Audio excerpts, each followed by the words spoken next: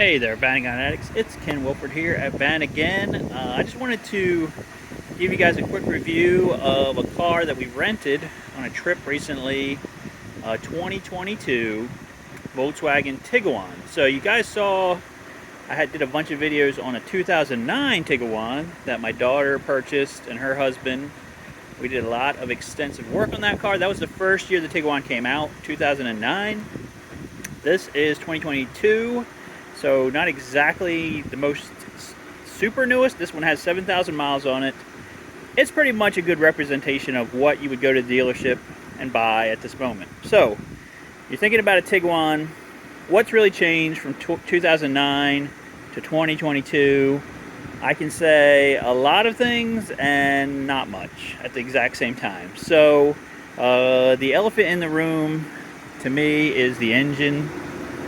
I hate to tell you guys this, but you saw those videos I did of the 2009 Tiguan with the 2-liter turbo engine. It's the exact same engine in this car. When I popped the hood and looked in there, I was kind of depressed because the car runs great, drives great, very peppy, very powerful, good looking car, good, nice interior. I'm going to show you that in a minute. The exact same 2-liter engine that I had all the issues with is still in this car from 2009 to 2022. They're still using the same drivetrain, the same engine. The only difference I can see is the specs. So in 2009 it had 200 horsepower. In 2022 it has 185 horsepower. So they detuned it. They wound up raising the MPG. So this car, the saying on the highway, you're supposed to be getting almost 30 MPG. On the 2009, I've asked my daughter, they're like, their best MPG is 24. So they've definitely did a few things to try to make the MPG go higher. They did a few things to, you know, help with that. But as far as the engine itself, it's still that same engine. Okay, so I'm going to go into the interior here. This particular trim level, it's got like these faux leather seats, which are nice. It's got some leather wrapped steering wheel, nice. They actually did reintroduce physical buttons on the steering wheel, I think just recently. And then because I had a lot of complaints about touch buttons. And then down here you do have touch buttons for your you know, climate control, but it's all lit up now, which for a while they were not lit up. You have some nice buttons here, which again, this is controversial on the ID4, which is a similar car to this. Only has 2 buttons for the 2 front windows, and you have to switch to go to the rears. This has buttons for all the windows, like, you know, God intended. All right, we've got a button here for our rear hatch. You pop it, you can go back here, and you see a surprise to me, which is a 3rd row of seats. Okay, on a Tiguan, a 3rd row of seats. So I tried to use these seats myself, and it is way too tight for a normal human being to, you know, use these seats. I went to the owner's manual to see what was going on. The owner's manual says unless you are less than 63 inches, you should not use these seats. So you can kind of see in here, you have basically 0 leg room. I'm assuming these seats are made for baby seats, okay, or extremely small children. Like say you have a 2-year-old child that doesn't have claustrophobia. I mean, they might be able to sit back here. That's about it.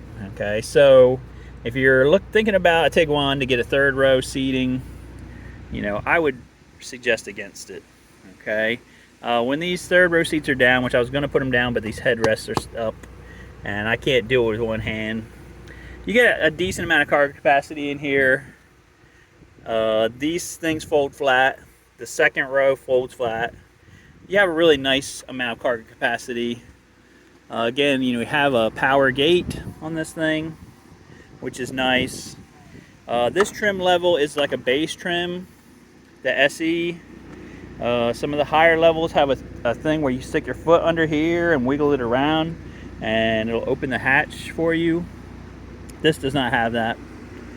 This particular one does not have a sunroof either. Okay, it's just a base model.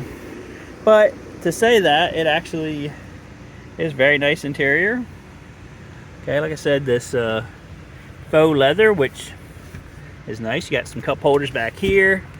It has USB-C for all of your power, so again, that kind of caught me off guard. I have USB regular, and at first I was very upset about that because I'm like, how am I going to charge my phone? How am I going to plug into Android Auto? But I found out that I don't need to worry about it because right here we have a wireless charging pad. My phone has that, so I can charge that way. And then this infotainment, let me go around the other side. It syncs with Android Auto. Once you set up your Bluetooth, you don't need to plug in to use Android Auto. It'll automatically sync with your phone. So right now I remote started the car.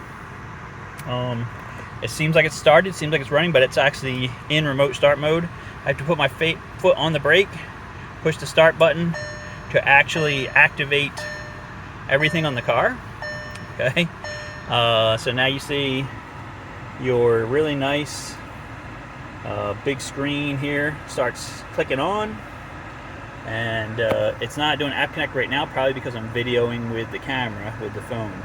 But it's really nice integration of your Android Auto or your Apple CarPlay into this.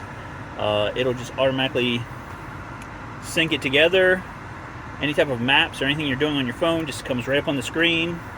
Oh, I guess it's fixing to do it now anyway. So I'm very impressed by this car in some ways.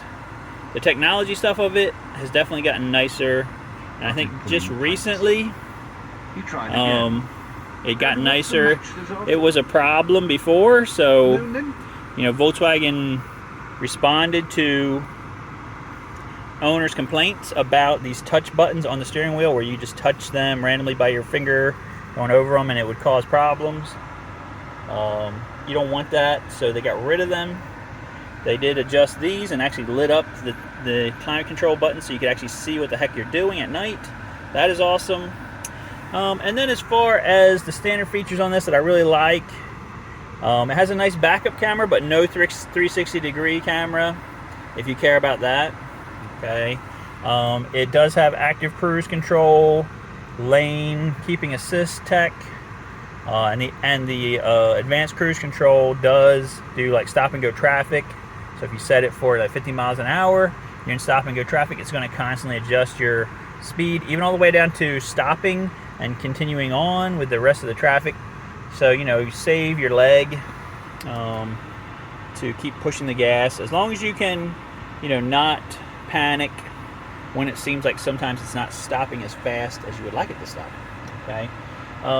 As far as running and driving, very quiet, comfortable car, and gets good mileage. Okay. I do hate, it does have an off button for the automatic start stop. On this car, I hate automatic start stop on it. It's terrible. It's very jerky.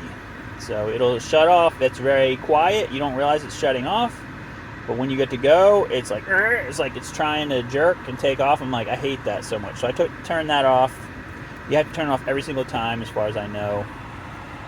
Going into this stuff here, it seems very responsive. Again, this has been a sticking point for the last few years with people, that Volkswagen's tech thing is really slow. It's really not responsive. It seems like they have, gotten better with it.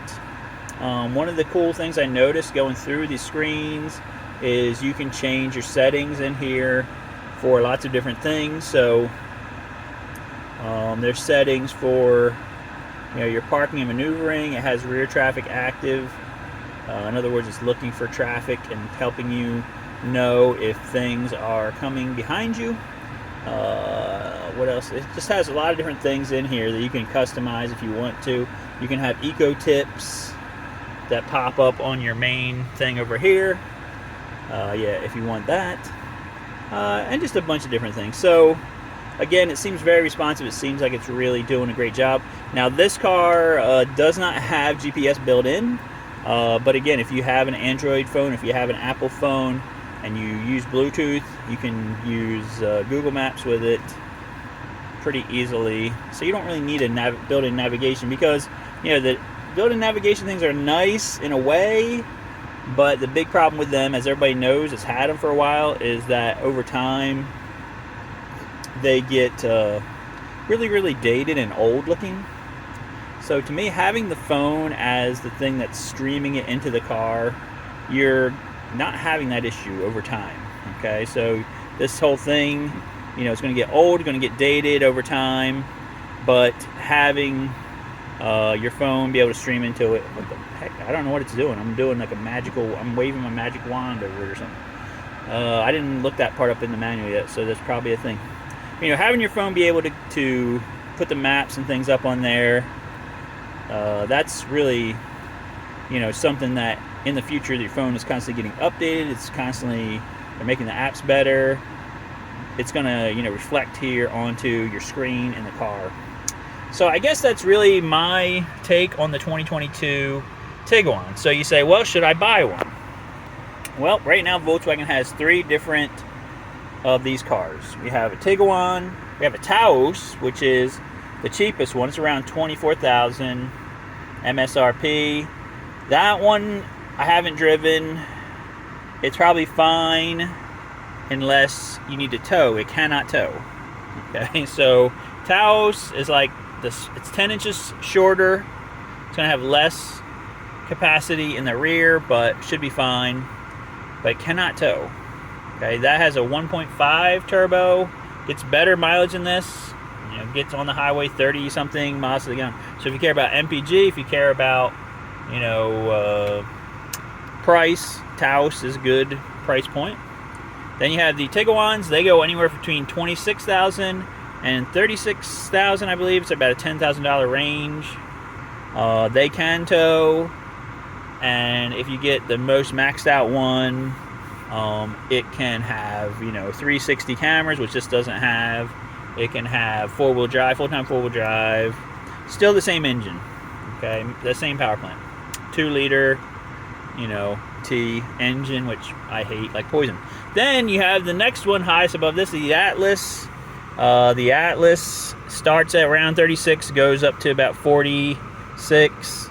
And again, you have the option from that, going from a 2T engine all the way up to a V6 engine. So, and that one can tow even more. It has way more room. That's your basically Touareg replacement that Volkswagen has now. So, these are all the gas ones. So Volkswagen has 3 gas SUVs right now. Plus we have the ID4, which we talked about. Or was it the ID3? I don't know. One of those that we did a video on not too long ago. And people were very upset with me because I thought it was a brand new one and it was a couple years old. So like I said, this is pretty close. I mean, I'm sure if I went to a lot, I could get a 2023 at this point. But this is, 7,000 mile, 2022 unit. So what do you guys think? Do you like Tiguan? What do you think? The styling. They updated the styling on the inside. They updated the styling on the outside from the 2009. But it's the same thing. It's still very similar to what it was. And the power plant is the same. So let me know what you guys think. Like, share, subscribe. And we will see you guys in the next video.